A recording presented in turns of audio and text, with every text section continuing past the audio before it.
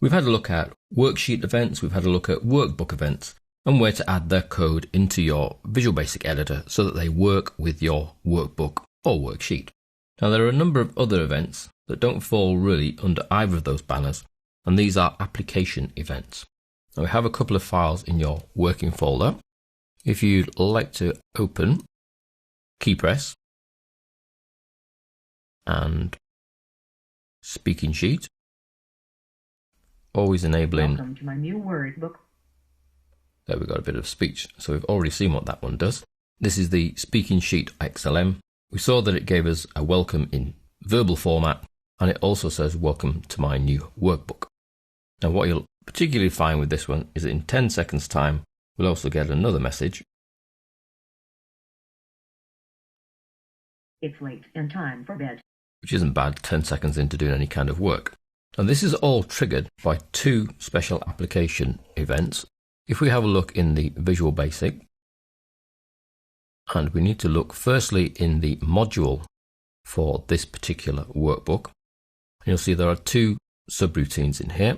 One called sub it's late, and this has application.onTime.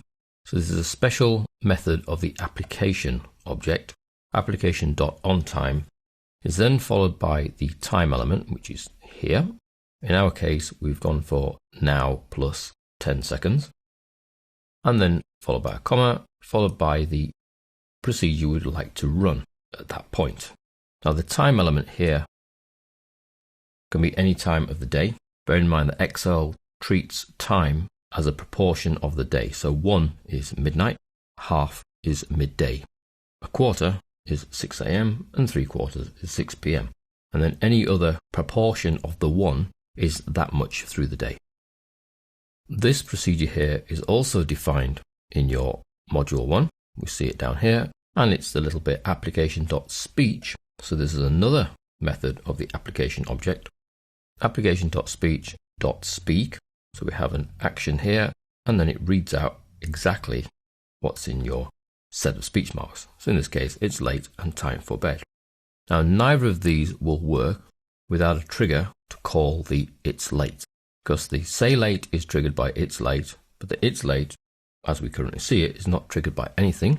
But we have a look in the this workbook code sheet. You see we're using the workbook open trigger to do the application.speech.speak welcome to my new workbook, which we heard when the workbook was opened. It was also backed up by a visual message using the message box, just in case people don't have their speakers on. Therefore, they're not going to hear the speech part. And then we have a call, and we're calling it's late. So effectively, we want to run it's late. So the it's late procedure. The it's late procedure, which is defined in module 1, sets the timer off, and 10 seconds later runs the say late procedure, which is this procedure here. So that's using two methods there of the application object. Application.onTime starts a timer, and once the timer has effectively elapsed, another procedure is run. That application.onTime can take time elements as a proportion of your full day. The application.speech method then allows you to use the system's speakers to put text out in audio format. Bear in mind that anyone with the sound off will not hear that audio format. So it's usually useful to back that up with a message box as well, which we actually haven't done here, but we did do on the opening trigger. So that's the speaking sheet using the application.speech and the application.onTime. If we then take a look at the KeyPress, what we can also do is effectively overwrite the keyboard commands that come with pretty much any system, not just Excel. So if I were to use the little down arrow keys, you would expect to go down 1 cell. However, we jump down 10. If we go to the right, again, you would expect to jump 1 cell. We in fact jump 10, and we keep jumping 10 to the right, or down, or left, or up, until we can go no further in either direction. Now what we've done there is effectively hijacked the KeyPress commands for the down arrow, the up arrow, the left arrow, and the right arrow. And we do that through a nice little bit of Visual Basic. What you'll find is in the sheet, is a Module 1 code sheet being added, and in there we have a number of routines. The first of those is called Setup Keys, and this effectively tells Excel what to do when any of the given keys are pressed. So we have application.onKey. So application object.onKey is the method that we're capturing. And then firstly here is the key press we would like to capture. The key press is always encompassed in speech marks and then parentheses. And then what you put between the parentheses is the key press you are trying to capture. Now for the special keys, as we've done here, down, up, left and right, you could be guessing all the time, or you could do a search within the VBA help for onKey, which will bring you to this page where you can see these are the key descriptions that we're used to, and that's determined here by what you would put in the VBA. So they all have parentheses around them. You can see a backspace is either backspace or BS. Delete is delete or del. Here's our down key that we've captured. We've got escape, help, insert, home, left.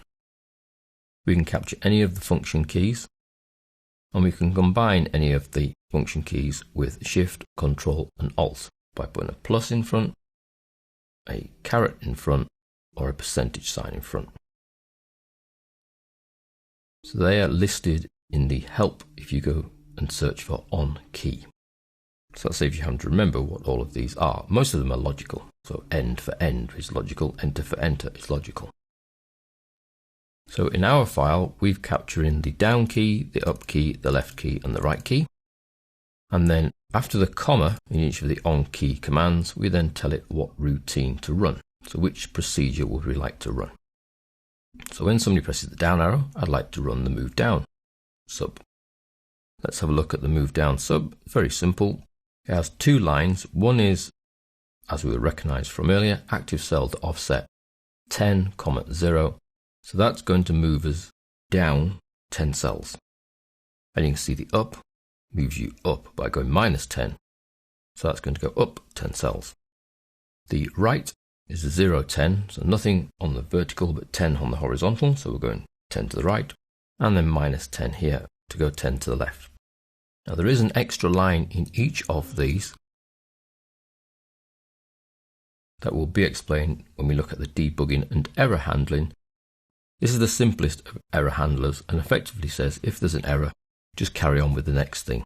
Now the reason we've added these in for these commands is there will be an error if we try to go too far left or too far up from the existence of cells. So when we're in row 1, for example, if we were trying to go -10, there isn't a cell -10, therefore the routine would crash. However, we've said if there's an error, just resume the next command. So effectively ignore the problem. So it's not really handling it, it's just skipping over it. But we look at all these error handlers when we look at error handling and debugging. So we've created 4 sub-procedures. We've created 4 triggers for each of those sub-procedures. What we then need to do, pretty similar really to the timer, is to make sure that in this workbook, we actually trigger the setup keys. So that's the first of those procedures has to be triggered. So effectively setting the keys up, and that's done when the workbook is opened.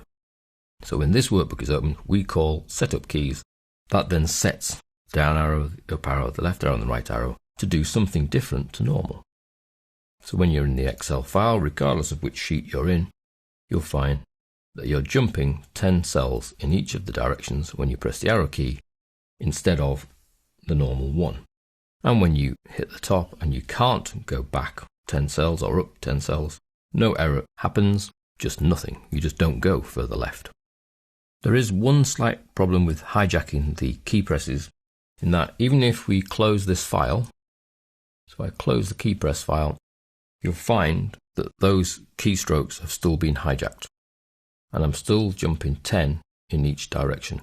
So if you are hijacking keystrokes to use in a particular file, what you'll need to do is use the before close trigger on the workbook to effectively reset all of those keystrokes back to what they should be doing. Otherwise, they will continue to do them until you actually exit Excel. They don't continue to do them forever, luckily, but they will continue to do them whilst that session of Excel is still open. So in that file, you would need to make sure that in your code you created effectively a disable or reset keys more than disable, because we don't want to disable the down and up arrow, we want to reset them. So I'd take a whole copy of this and we'll call them move left sub RE. We'll call these all RE at the end for reset. And we'll call the routine that calls them reset keys. These need to be calling RE, RE, RE, RE. And we revert these back to going one cell in each direction. So that when we exit, the normal state of play is returned. So what we then need to do is trigger the reset keys using this workbook and add in a workbook before close, where we're going to call reset keys. So when we close the workbook, the key presses will be reset. That will then run reset keys, which we have here, reset keys, which effectively reassigns what will happen to each of the 4 key presses, which will reset these procedures to go one down, one up, one to the right, one to the left. So at the moment we're still going 10, 10, 10. Let's close this book. Then we find we've had the key presses reset and we now only happen to go 1 key in each direction. So here we've seen a special use of the application object using a number of methods: application on key, application on time, and the clever little application.speech.